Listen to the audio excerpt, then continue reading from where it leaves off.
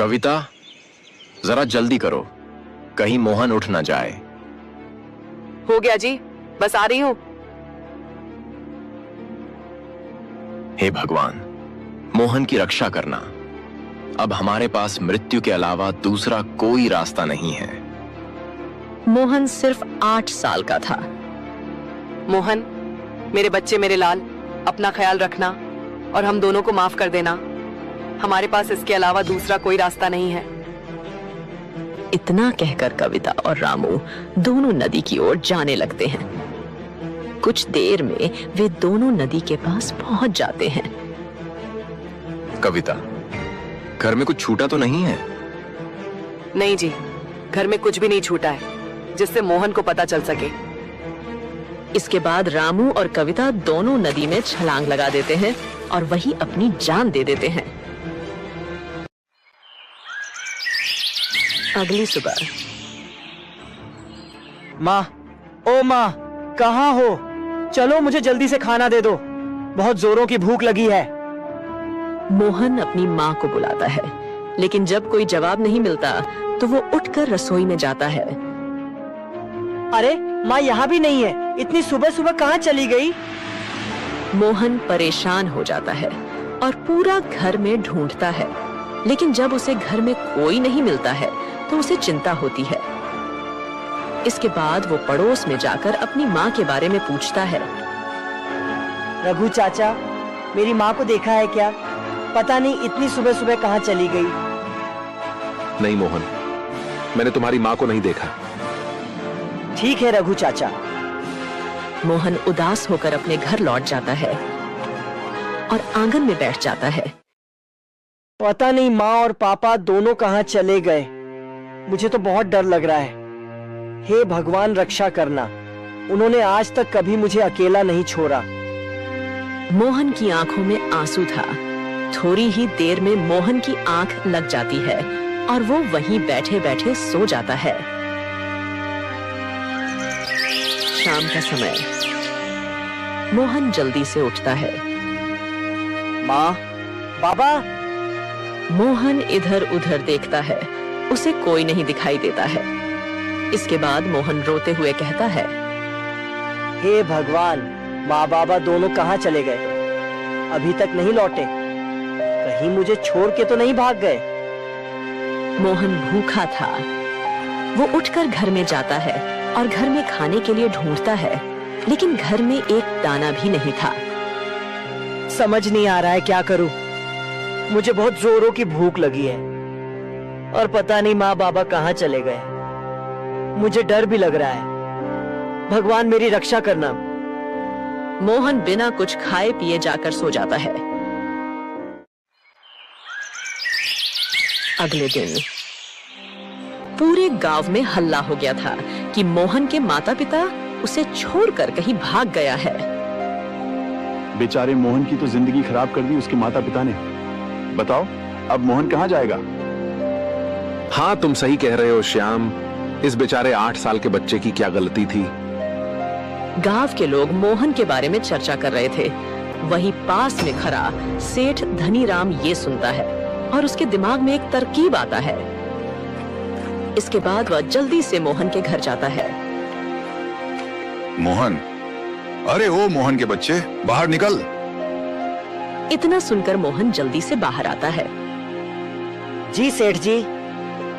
अरे मोहन, मैंने सुना है तेरे माता पिता तुझे छोड़कर भाग गया है। अब तू ये बता, मेरे कर्ज के पैसे कौन लौटाएगा?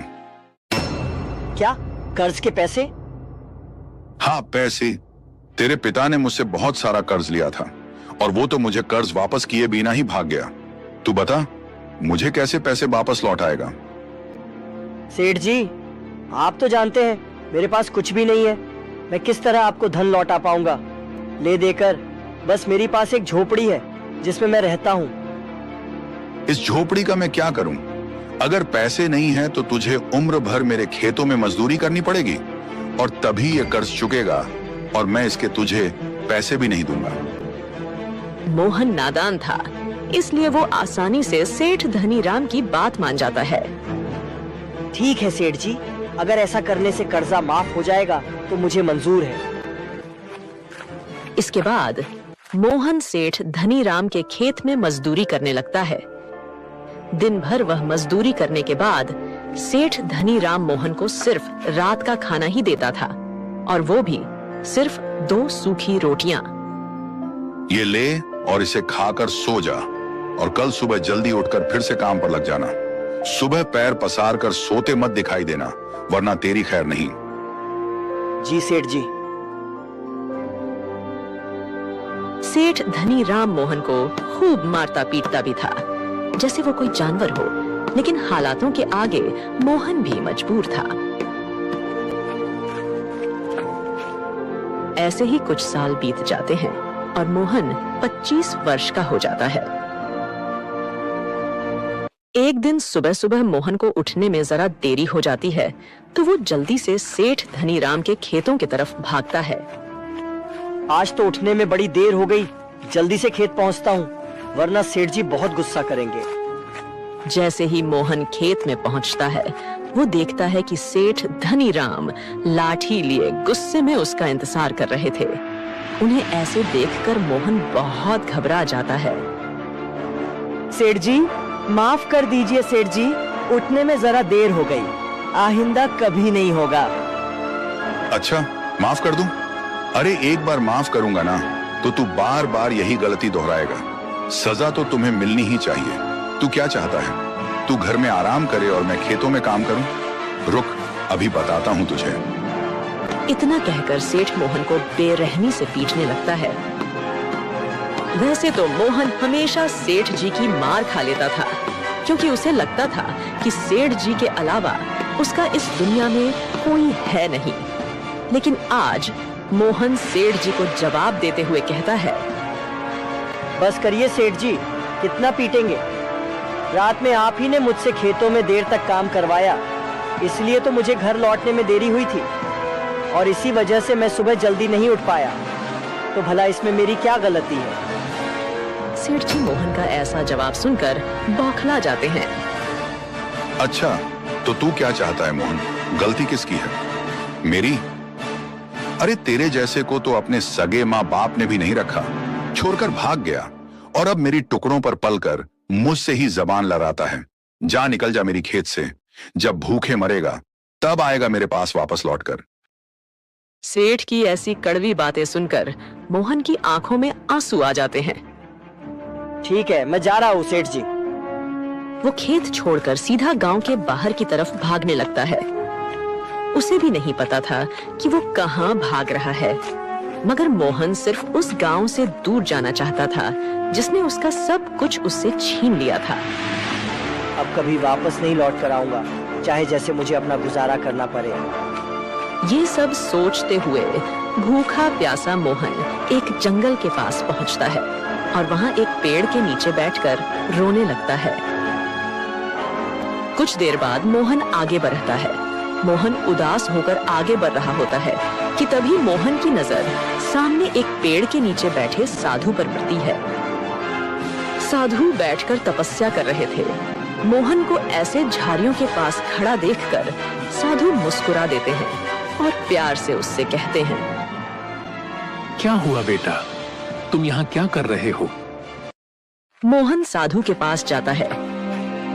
क्या बात है बेटा, बड़ा परेशान लग रहे हो? हाँ बाबा, परेशान तो हूँ। जीवन में कुछ अच्छा नहीं चल रहा है। भूख, प्यास और थकान से शरीर भी व्याकुल है। अच्छा, सबसे पहले तुम एक काम करो, उस झोपड़ी के अंदर जाओ, वहां कुछ फल रखे होंगे, उन्हें उठा कर ले आओ। मोहन साधु की बात मान लेता है और झोपड़ी के अंदर जाकर कुछ फल उठा लाता है। साधु उसमें से कुछ फल लेकर बाकी फल मोहन को दे देते हैं। ये कुछ फल मेरे पास रहने दो और बाकी के तुम खा लो। लगता है सुबह से तुमने कुछ नहीं खाया। मोहन को ये सुनकर बड़ी प्रसन्नता होती है। धन्यवाद बाबा। आपको कैसे पता चला कि मैंने सुबह से कुछ नहीं खाया था? मैंने तो बस इतना बताया था कि मैं अभी भूखा था। बस यूं ही समझ लो कि मुझे ऊपर वाली ने बताया है। अच्छा, जरा अपना हाथ लाना तो। मोहन साधु की बात सुनकर कुछ समझ नहीं पाता, लेकिन फिर भी वो अपना एक हाथ साधु की तरफ बढ़ा देता है। मोहन का हाथ साधु बड़े ध्यान से पढ़ने लगते हैं। वाह, ऐसी लकीरें तो मैंने आज तक सिर्फ राजा महाराजाओं के हाथ में देखी है। बेटा, तुम तो बहुत तकदीर वाले हो। मोहन को साधु की बात पर हंसी आ जाती है। ये आप कैसी बातें कर रहे हैं साधु महाराज? आपकी बातों से तो मुझे ऐसा लग रहा है आप मेरा हाथ देखने का सिर्फ नाटक कर रहे हैं और आपको लकीर पढ़ना आता ही नहीं। मोहन की बात पर साधु मुस्कुरा देते हैं। क्या हुआ बेटा, तुम ऐसे क्यों कह रहे हो? मैंने आज तक अपना जीवन गरीबी में बिताया है बाबा। मेरे माता पिता भी मुझे छोड़कर भाग गए हैं। जीवन भर उस सेठ ने मुझे मारा पीटा। अरे मेरी जैसी किस्मत तो किसी की ना हो। और आप कहते हैं मेरी लकीर महाराजाओं जैसी है और मैं बहुत तकदीर वाला हूँ। ये सब सुनकर साधु महाराज फिर से मुस्कुरा देते हैं। बेटा, तुम चिंता मत करो, तुम्हें जल्दी मेरी बातों पर यकीन हो जाएगा। मेरे ख्याल से तुम्हें यहाँ से पश्चिम दिशा की तरफ जाना चाहिए और ये फल अपने साथ ले जाओ, रास्ते में तुम्हारे काम आएंगे। इसके बाद मोहन साधु के दिए फल लेकर पश्चिम दिशा की तरफ चलने लगता है। शाम होते होते जंगल का रास्ता खत्म हो जाता है और मोहन को एक गांव दिखाई देता है। गांव देखकर मोहन को बड़ी खुशी होती है। आखिरकार गांव आ गया। मुझे कम से कम जंगली जानवरों के बीच जंगल में नहीं सोना पड़ेगा। कितना डरावना जंगल था वो। लेकिन अब मुझे रहने के लिए कोई जगह ढूंढनी पड़ेगी। मोहन गांव में इधर उधर किसी काम और जगह की तलाश में भटकने लगता है कि तभी उसे हीरालाल नाम के एक आदमी की मिठाई की दुकान नजर आती है। हीरालाल एक बूढ़ा आदमी था और सभी ग्राहकों से बड़े प्यार से बात कर रहा था। मोहन को देखकर वो उसे कहता है, अरे क्या हुआ बेटा, कौन सी मिठाई चाहिए तुम्हें? आज से पहले तुम्हें कभी देखा नहीं। तुम इस गांव के लगते नहीं हो। जी वो नहीं, मैं इस गांव का नहीं हूँ और मुझे कोई मिठाई नहीं चाहिए। क्या मुझे आपकी दुकान में अभी कुछ काम मिलेगा? बदले में आप मुझे बस आज रात गुजारने के लिए जगह दे दीजिए। अच्छा ठीक है, तुम ये सब मिठाई के खाली डब्बे संभालने में मेरी मदद कर दो। मैंने मेरे निकम्मे बेटे अनुज को कितना बुलाया, लेकिन वो आया ही नहीं। मोहन बड़े मन से हीरालाल की मदद करने लगता है। हीरालाल को भी मोहन से बात करके बड़ा अच्छा लग रहा था। रात होते ही हीरालाल मोहन को अपने घर ले जाता है, जहां पर सिर्फ हीरालाल और उसका बेटा अनुज अकेले रहते थे। अनुज की माँ का बहुत पहले ही देहांत हो गया था। अरे पिताजी, ये किस भिखारी को उठाकर ले आया आप? तमीज से बात कर अनुज, ये मोहन है। आज रात ये यही रुकेगा। इसने आज मेरी बहुत मदद की है। और तुम क्यों नहीं आए थे दुकान पे? आज कितना काम था? अरे ओ पिताजी, मैं थोड़ा व्यस्त था। हाँ, सब जानता हूँ तू कितना व्यस्त रहा होगा। अरे अपने दोस्तों के साथ घूमने निकल गया होगा। खैर ये सब छोड़ो, मैं जल्दी से खाना बना देता हूँ। नहीं, आप रहने दीजिए। खाना मैं बना दूंगा। आपने मुझे यहाँ रुकने दिया है, वही बहुत है। सच में तुम खाना बना दोगे?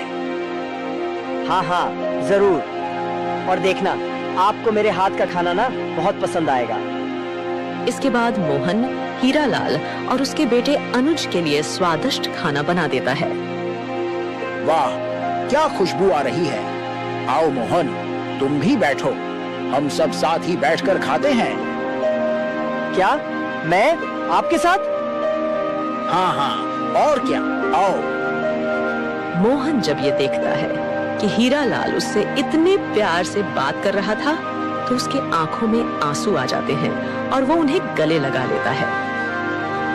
क्या हुआ बेटा, ऐसे भावुक क्यों हो रहा है? बहुत अरसे के बाद किसी ने मुझे ऐसे प्यार से बात किया है, इसलिए मन थोड़ा भावुक हो गया। चलिए आप सब साथ में भोजन करते हैं। इसके बाद वो सब साथ में बैठकर भोजन करते हैं। अगले दिन सुबह सुबह मोहन जल्दी उठ जाता है और सबके लिए नाश्ता भी बना देता है। आज उसे बड़ा अच्छा लग रहा था और ऐसा महसूस हो रहा था कि मानो ये उसकी जिंदगी की एक नई शुरुआत हो। सेठ जी उठ जाइए, मैंने आपके लिए नाश्ता बना दिया है और अनुज सेठ को भी उठा दीजिए। क्या खुशबू है चाय की! वाह! अरे तूने तो मेरा दिल ही खुश कर दिया मोहन। ऐसे तो सिर्फ मेरी पत्नी ही मुझे नाश्ता बनाकर खिलाया करती थी। तूने तो मुझे उसकी याद दिला दी। और हाँ, ये क्या सेट लगा रखा है? एक काम कर, तू मुझे चाचा बुलाया कर। हीरालाल की बात सुनकर मोहन को बेहद अच्छा लगता है। वो खुशी से कहता है, ठीक है हीरा चाचा। इसके बाद तीनों नाश्ता करने बैठ जाते हैं। नाश्ता करने के बाद मोहन हीरालाल से कहता है, हीरा चाचा आपका बहुत बहुत धन्यवाद।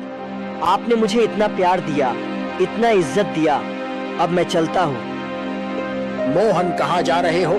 तुम तो किसी को इस गांव में जानते भी नहीं। चाचा मैं काम की तलाश में जा रहा हूँ, क्या पता कुछ काम ही मिल जाए। मोहन एक काम करो, तुम राजा के दरबार में चले जाओ। राजा विक्रम बड़े दयालु है। मुझे पूरा यकीन है तुम्हें कुछ न कुछ काम जरूर मिल जाएगा। ठीक है हीरा चाचा, मैं सबसे पहले राजा विक्रम के दरबार में ही जाऊंगा। इसके बाद मोहन हीरालाल की आशीर्वाद लेता है और राज्य दरबार की ओर जाने लगता है। रास्ते में एक घना जंगल पड़ता है।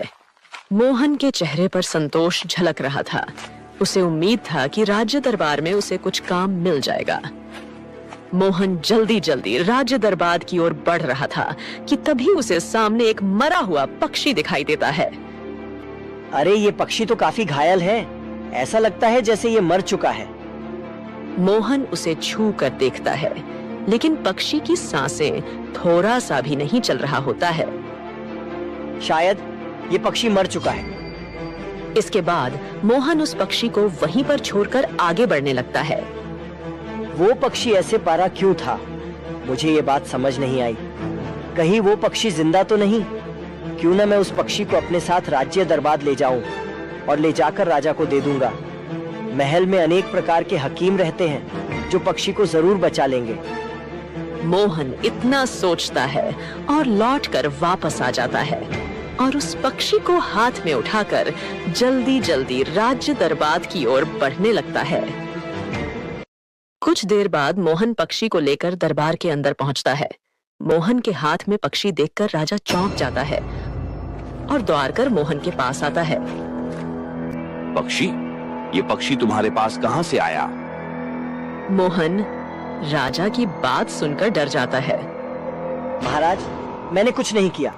मैं तो जंगल की रास्ते से आ रहा था तो मुझे ये पक्षी रास्ते पर पड़ा हुआ मिला। मैंने सोचा क्यों न इस पंछी को राज्य दरबार ले जाऊं, शायद इसकी जान बच जाए। महाराज मुझे माफ कर दीजिए, मैंने इसे नहीं मारा। हाँ, मुझे पता है कि इसे तुमने नहीं मारा है। क्या तुम्हें पता है ये किसकी पक्षी है? किसकी है महाराज? मुझे नहीं मालूम, मैं तो इस गांव का भी नहीं हूँ। ये पक्षी यहाँ के राजकुमार रवि का था, जो कि मेरा इकलौता पुत्र था। और तुम्हें पता है वो राजकुमार कौन है? मोहन डरते डरते कहता है, कौन है महाराज? वो राजकुमार तुम हो। तुम बचपन में खेलते खेलते जंगल में गुम हो गए थे। मैंने तुम्हें कहाँ नहीं ढूंढा, लेकिन मुझे उम्मीद था कि तुम एक दिन जरूर लौटोगे। बेटा, ये पूरा राज्य 25 साल से तुम्हारा इंतजार कर रहा है। क्या मैं? नहीं महाराज, मैं राजकुमार नहीं हो सकता। मैं तो एक गरीब आदमी हूँ। मुझे तो मेरे माता पिता ने बचपन में ही अकेले छोड़ दिया था। बेटा, वो तुम्हारे माता पिता नहीं थे, वो दोनों डायन थे जो तुम्हें जंगल से अपहरण करके ले गया था। लेकिन ये सब आपको कैसे पता? और मुझे तो कुछ याद नहीं। बेटा, तुम्हारे गुम हो जाने के बाद मैंने तुम्हें बहुत ढूंढा, लेकिन कहीं से कुछ पता नहीं चल रहा था कि अचानक एक दिन एक साधु आते हैं और उन्होंने ही बताया था कि 25 साल बाद एक आदमी मरे हुए पक्षी लेकर राज दरबार में आएगा। वही होगा इस राज्य का राजकुमार। मोहन ये सब सुनता है और उसे विश्वास नहीं होता है कि तभी उसे साधु की बात याद आता है। क्या हुआ बेटा, ज्यादा सोचो मत, अब तुम आ गए हो ना, अब सब कुछ सही हो जाएगा। इसके बाद मोहन अपने पिता राजा विक्रम के गले। दोस्तों, जीवन एक यात्रा है और इस यात्रा में सीखना, हंसना और बढ़ना जरूरी है। अगर आपको ये वाइब पसंद आई तो जीवन को सेलिब्रेट करो और चैनल को सब्सक्राइब जरूर करो।